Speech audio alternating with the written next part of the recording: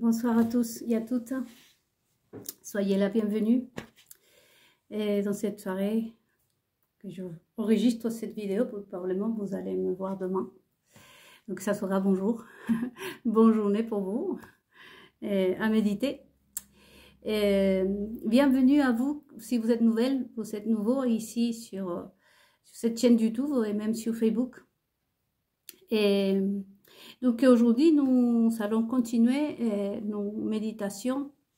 Et comme je le dis toujours, hein, toutes nos méditations suivent un fil conducteur dans lequel on traite plusieurs sujets, non?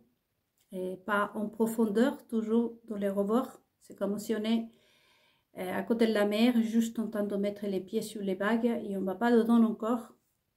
Et parce que l'idée c'est que vous, le peuple, le pouvoir revienne au peuple vu le contexte mondial. Et que ce soit dans la politique, religieuse, sociopolitique, religieuse, etc. Et on voit qu'aujourd'hui, nous avons constaté, n'est-ce pas, qu'il n'y a pas de sage, qu'il n'y a pas personne qui puisse apporter des réponses, ni régler tous ces problèmes, si on peut le dire comme ça, ou qu'il y a un mystère ici, c'est fait exprès, c'est par incompétence ou par méchanceté. Donc nous sommes cette page de méditation dans laquelle on essaie de comprendre les choses de manière très réaliste. Qu'est-ce qui s'est passé dans ce monde et on médite ici, personne ne donne des réponses.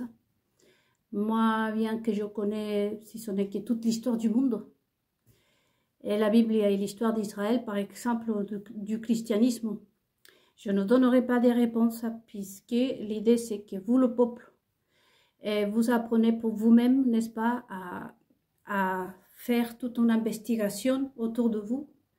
Fallait que c'est pas le but n'est pas que vous soyez convaincus, mais que vous donnez cette valeur aussi en tant qu'être humain et de devoir participer, n'est-ce pas, parce que nous faisons partie de ce monde. Et on est tous importants.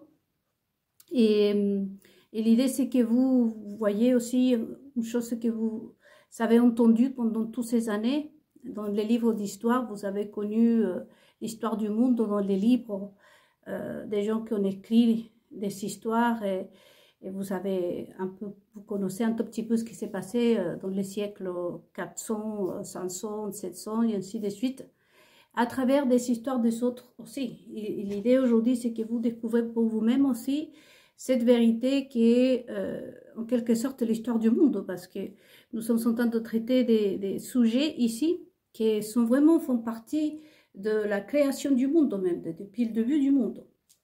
Donc c'est pour cette raison que je ne donnerai pas des réponses, parce que l'idée aussi c'est que vos leaders religieux s'expliquent, et aussi les politiques et toutes les personnes qui font ce monde, n'est-ce pas, qui votent des lois, qui proposent des idéologies comme le wokisme, par le passé les guerres des religions.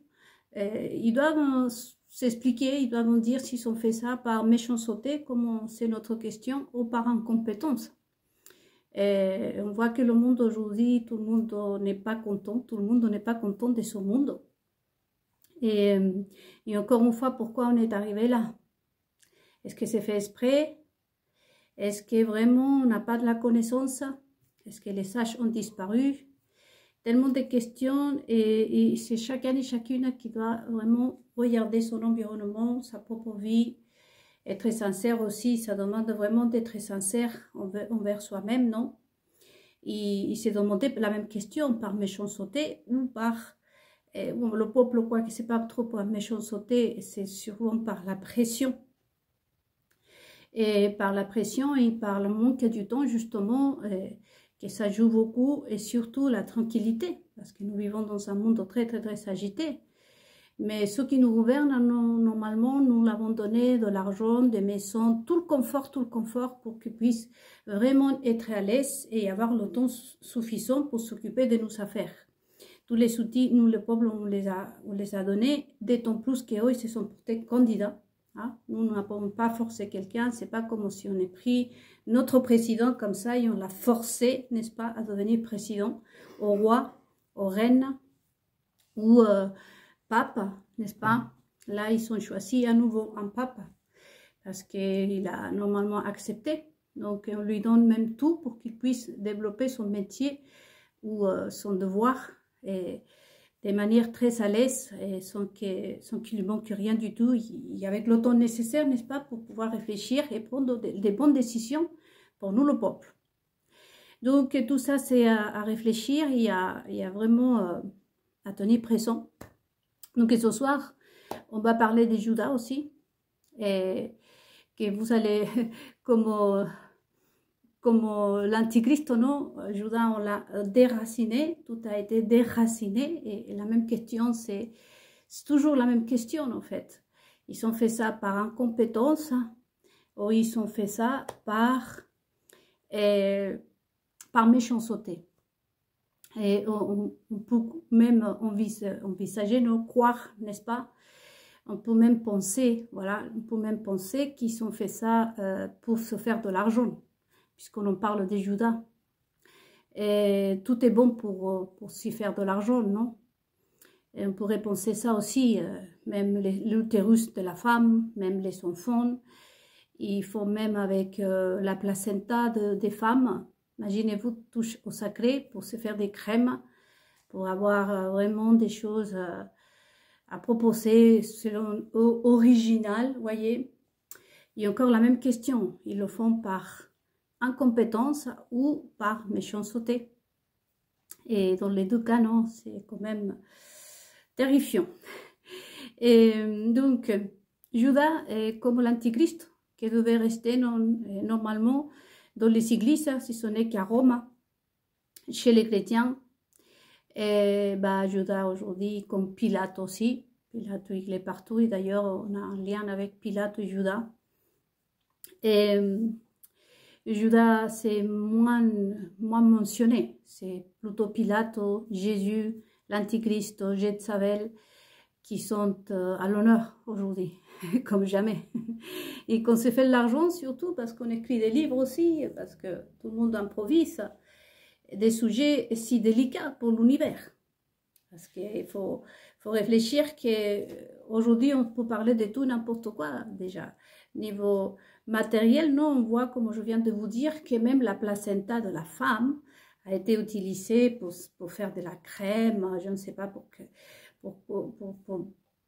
des utilisations, vous voyez, très abominables, et antichrist d'ailleurs, et a été utilisé. Donc le monde subtil dans lequel il y a tous ces personnages, on va le dire comme ça, comme Judas, comme Pilate, l'antichrist, Jézabel, et on leur donne vie aussi dans le monde matériel.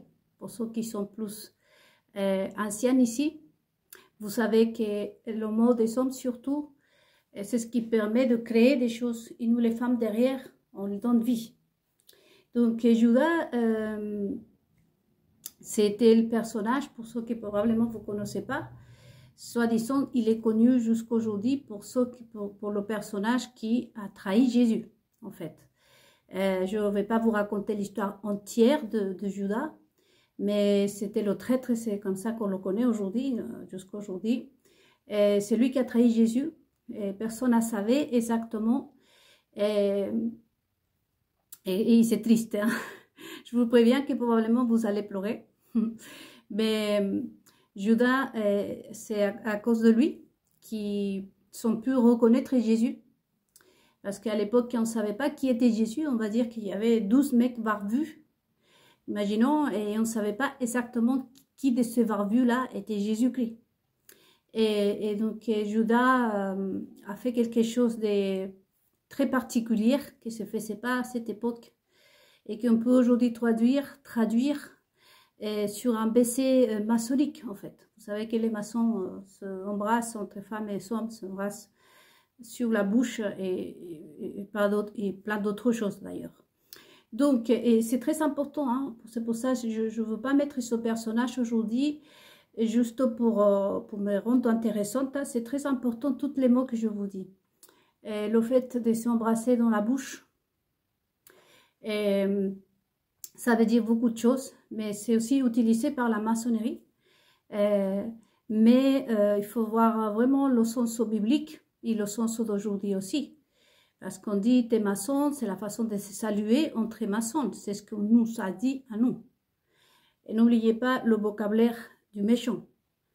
Ils le font par méchanceté ou par incompétence.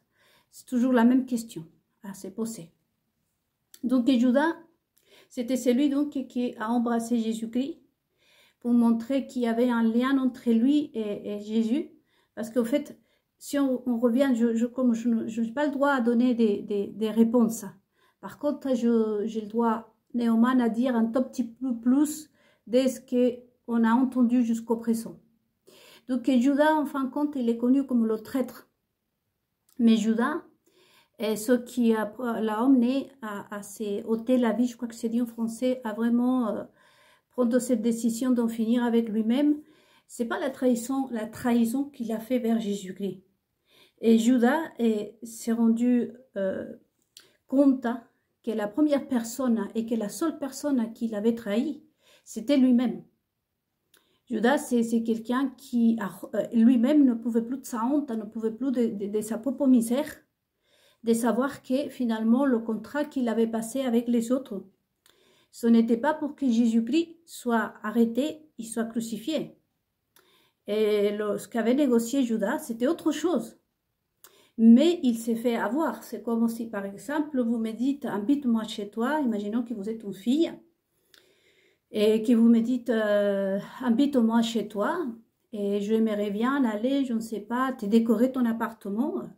Je vais passer une semaine là-bas, et je m'aperçois qu'elle vient pour vraiment prendre mon mari. Imaginons que j'ai un mari. Et donc, à ce moment-là, je vais ressentir cette sensation qu'a ressenti Judas. Je me suis fait avoir. J'ai vraiment été si bête, pour pas dire autrement, hein, les garçons, les filles, pour ne pas m'apercevoir que vraiment, cette personne-là m'ont menti, moi, ils m'ont pris pour un bête. Et de toute façon, Judas, au moment qu'on allait prendre prisonnier Jésus, lui, il allait prendre aussi. Vous voyez, donc de toute façon, c'est lui qui était vraiment dans une position terrible, c'était le propre Judas. À la différence que lui, il ne s'avait pas aperçu de tout le piège qu'on l'avait tendu. Et vis-à-vis d'Israël et vis-à-vis de tous les autres en plus. Et il était quelqu'un d'important, Judas était un gars vraiment important, comme on pourrait dire aujourd'hui, un banquier. Vous voyez, quelqu'un qui avait vraiment une réputation à tenir. D'ailleurs, il était le trésorier, quelqu'un qui savait vraiment le banquier, voyez-vous, un bancaire vraiment des renoms et tout et tout.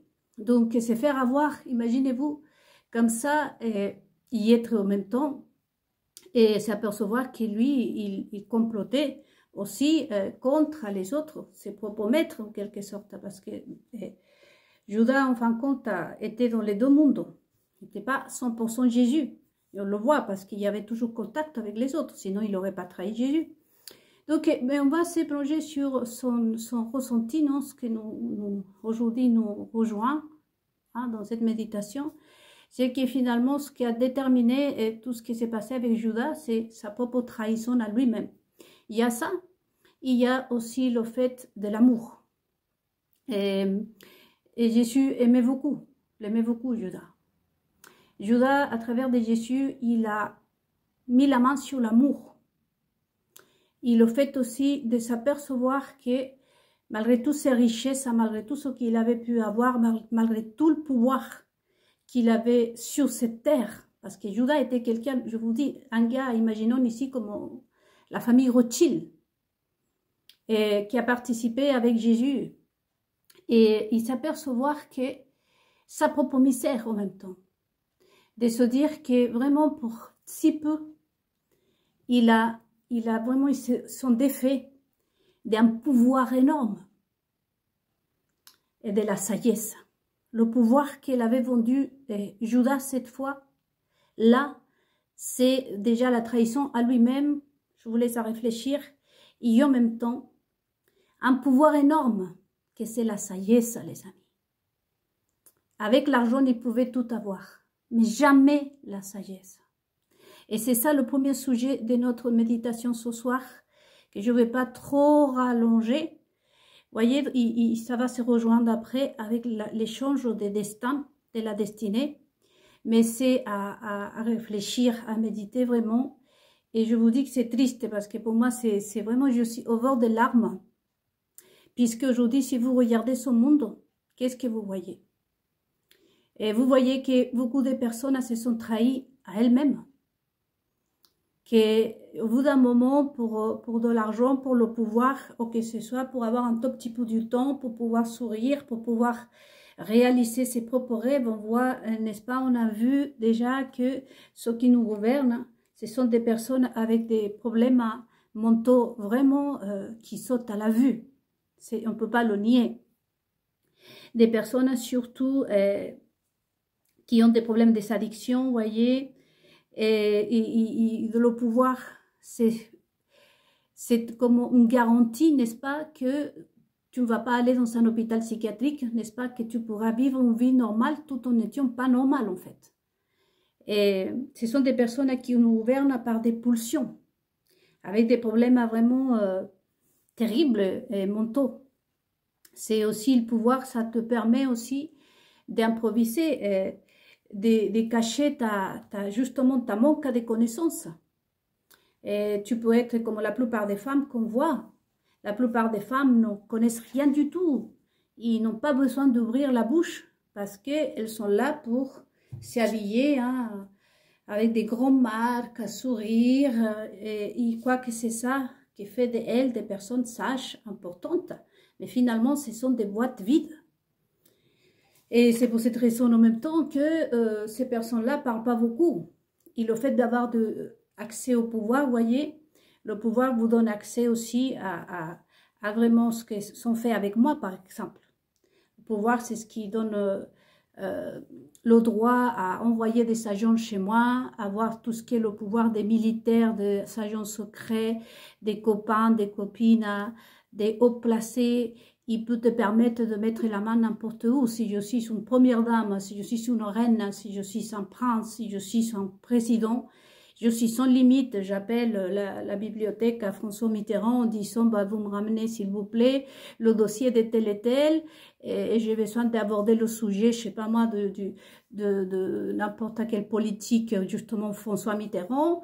Et donc je connais rien du tout, donc je paye un secrétaire, je lui dis lisez-moi tout concernant François Hollande, François Mitterrand s'il vous plaît, et conseillez-moi, dites-moi qu'est-ce que je pourrais dire à la télévision que je vais passer. Donc la secrétaire va me faire un truc là que je veux le lire, je vais apprendre un peu, je passerai à la télévision et ça va me permettre, n'est-ce pas, de masquer toute mon ignorance, mes maladies mentales, mes addictions et tant d'autres choses. Donc, de ce monde-là venait justement Judas. Dans un monde qui est vraiment l'argent à n'importe quel prix, et c'est le reflet de ce que nous sommes en train de vivre aujourd'hui.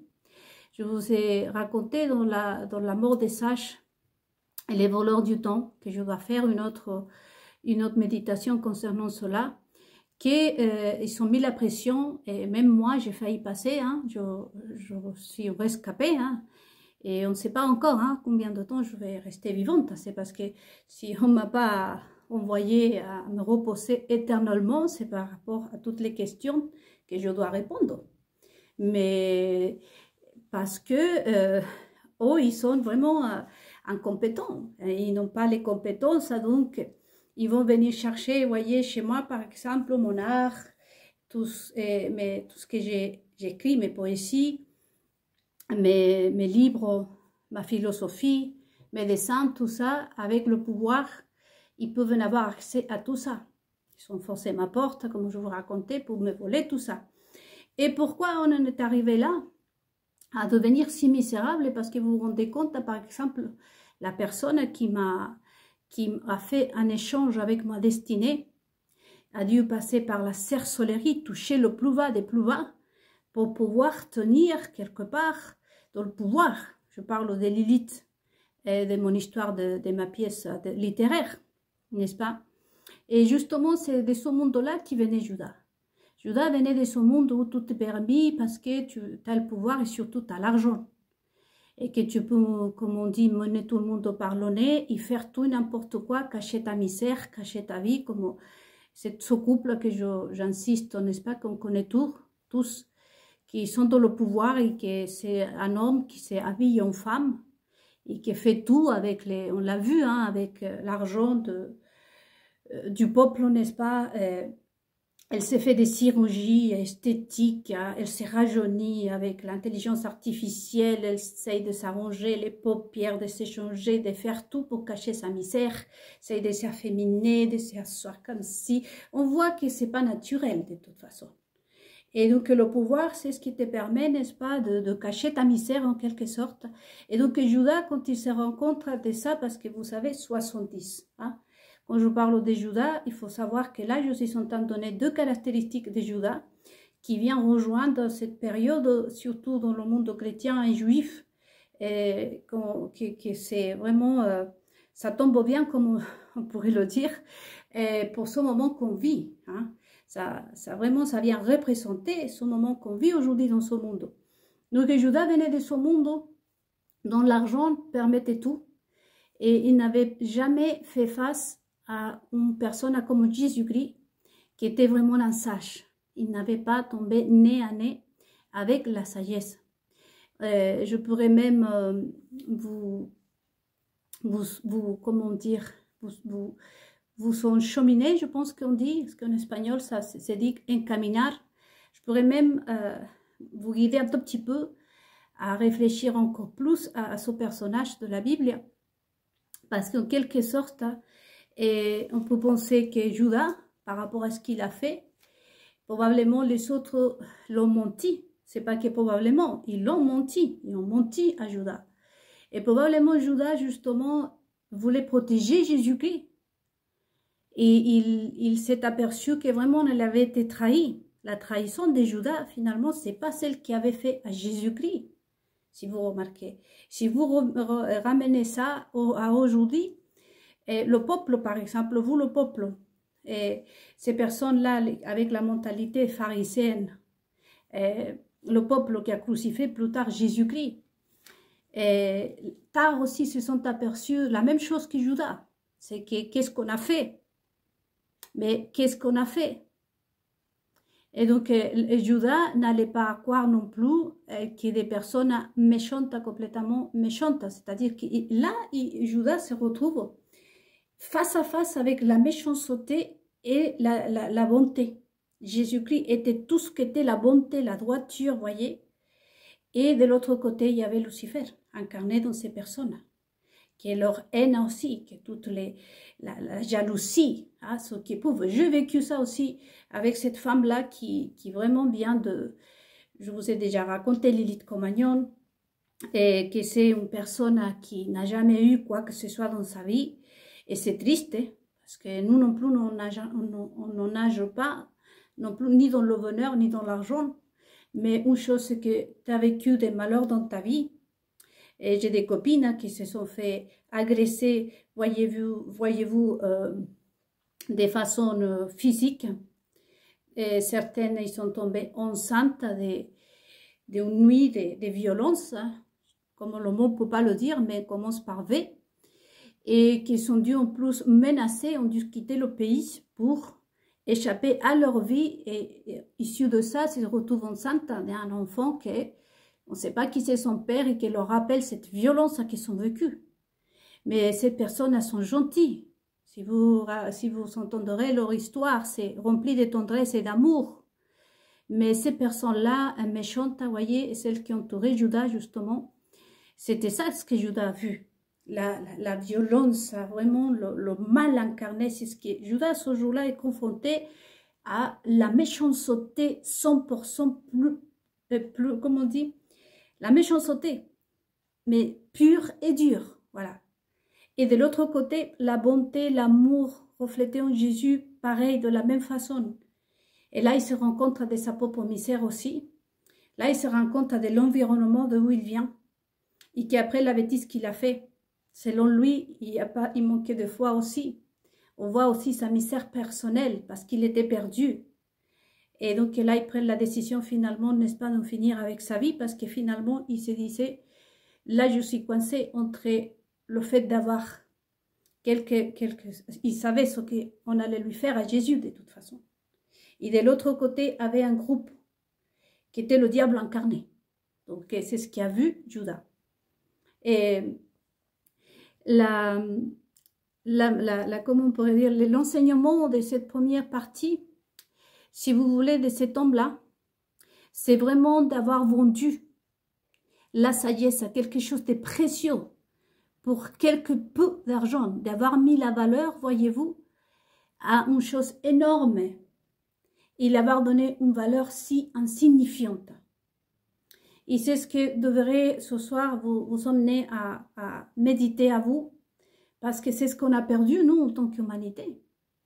Et c'est déjà la femme, comme je vous dis, nous, en tant que femme, moi non, parce que je me bats jusqu'aujourd'hui pour qu'on ne touche pas mon corps. Comme je vous dis, je suis traumatisée, triste jusqu'aujourd'hui, parce que quand je découvre des caméras chez moi, je découvre qu'aussi on m'a vu nue chez moi, parce que c'est normal.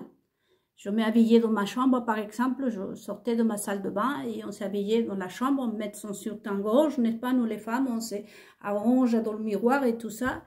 Et moi, ça me fait mal quand je pense à ça, qu'on m'a vu nue, même si ce sont des autres femmes. Mais il y a eu des hommes qui m'ont espionné. Et donc, pour moi, c'est triste, je le sens vraiment comme une agression. Et parce que toutes ces choses-là, ça fait partie de ma richesse personnelle, de ce qui est précieux pour moi.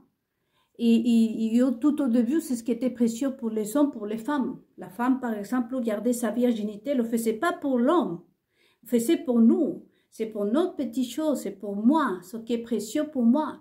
Tant d'amour, tant de choses. Pareil les hommes quand ils voulaient chérir une femme, les acheter ces petites choses, les offrir une belle vie, c'est parce que ça venait du cœur, c'était la richesse de chaque être humain. Avoir une famille, avoir des bébés, s'occuper du bébé, tout ça, c'était vraiment du bonheur, de l'amour, se donner plein de choses. Et tout ça, et Judas n'avait jamais vécu ça, n'a jamais vu ça. Judas, ça marchait à l'époque, n'est-ce pas, comme le dit le propre Jésus, ça marchait à l'argent. Et il n'y avait pas d'amour. Et là, on voit que dans l'histoire de Judas, si vous allez à la Bible, vous le trouvez sur Internet, il y a une chose qui se remarque, c'est l'amour que Jésus lui avait donné à cet homme. Judas, pour la première fois, avait connu l'amour avec Jésus-Christ. Et donc, c'est ce que nous devons aujourd'hui vraiment réfléchir, parce que je disais à les latinos, est-ce que nous sommes nous-mêmes de Judas? Mais le peuple, hélas, le peuple, il faut faire attention, parce que nous sommes sous pression. On a vu les gilets jaunes, que je rendrai hommage toujours, se sont fait vraiment mutiler pour défendre justement ses droits, pour défendre ça. Ce que Jésus, parce qu'après tout la France est catholique aussi, toutes ces choses-là, l'amour en fait. Et on voit qu'il y en a certains, n'est-ce pas, qui viennent de ce monde où appartenu Judas. On voit que par rapport à nos fruits, par rapport à ce monde d'aujourd'hui, ce qu'on fait à nos enfants de 300, n'est-ce pas, ça veut dire que ce n'est pas des personnes. Ce n'est pas des personnes, parce que ce n'est pas délicat. Enfin, les enfants vont grandir. Et donc, on est en train de les hein, ça, c'est un acte de VIE, hein, et qui passe, qui est légal. Qui est légal. Donc, on ne peut pas les laisser le temps de grandir et les laisser les accorder ce que nous avons eu le droit à découvrir pour nous-mêmes, n'est-ce pas, toutes ces petites choses, avec nos temps de se rater parce qu'on se rate. Hein? Vous savez que la souffrance aujourd'hui pour les mères de cette génération est immense. Il y a beaucoup de familles qui abandonnent leurs enfants. Il y a beaucoup de hommes qui font comme Judas, finissent avec leur vie parce que c'est impossible de gérer une famille. Et pourtant, ce sont ces enfants-là qu'on a vaccinés contre ci, qu'on les a parlé, la sexualité, etc., etc. Vous voyez qu'il y a quelque chose qui ne va pas. Donc, on nous a volé ce qui est le plus précieux. Parce que ces personnes-là, c'est justement le monde qui venait Judas. Et on a même été s'acharner parce que dans la personne de Jésus, même si vous n'êtes pas un croyant. Ici sur ma page, encore une fois, je vous envoie plein bisous à vous tous les athées. Il y a beaucoup d'athées qui me disent je suis là et j'apprends, parle-moi de Jésus. Et donc je vous remercie d'ailleurs. Et là, vous allez apprendre que Jésus-Christ, par exemple, est une des choses, des actes qu'il a fait et qui n'a pas été prêché encore une fois, ni par Rome, ni par aucun pasteur d'ailleurs, c'est montrer sur sa personne aussi à quel point l'homme, la femme, peut être mauvais. Jésus-Christ est un Dieu. Jésus-Christ pouvait transformer tous ces mondes dans un crapaud. Mais l'idée de Jésus, c'est nous montrer à nous, si on ne dit pas stop, à quel point ces personnes sont si mauvaises, ils peuvent aller si loin. Nous savons que par exemple Colombie et même Mexique, surtout Mexique et la Colombie aussi, d'abord, disait un trafiquant, il disait, avant quand on voulait se venger de quelqu'un, on tuait juste le mec, au fait. Il y avait une famille de 4 enfants, on tuait juste l'homme. On avait pitié de la femme et des enfants. Ensuite, après, ils ont décidé de tuer l'homme et la femme et laisser les orphelins. Voyez, mais aujourd'hui, il dit l'évolution, nous, on extermine toute la famille. Mais après, on se dit, il faut se moderniser encore plus. Donc, aujourd'hui, par exemple, on va en finir avec toute la famille. C'est-à-dire que, par exemple, si un mafieux s'en prend à moi, ça sera tous mes cousins, mes cousines, ma soeur, mes frères, tout le monde. Voyez comment le mal a avancé. Donc, Jésus, en quelque sorte, c'est ce qu'il nous a montré. Au Mexique, on a commencé déjà avec cette scène, comme on avait commencé en Colombie. Et la télévision parlait, tout le monde en parle, et on parle, et on parle. Le commérage, hein, et la bouche qui matérialise et alimente les démons. Pour ceux qui sont depuis un petit moment sur ma page, n'est-ce pas? Avec la bouche, on donne des sentences. Nous, les femmes et les journalistes, font vivre le mal, font grandir, les donnent vie à tout ça.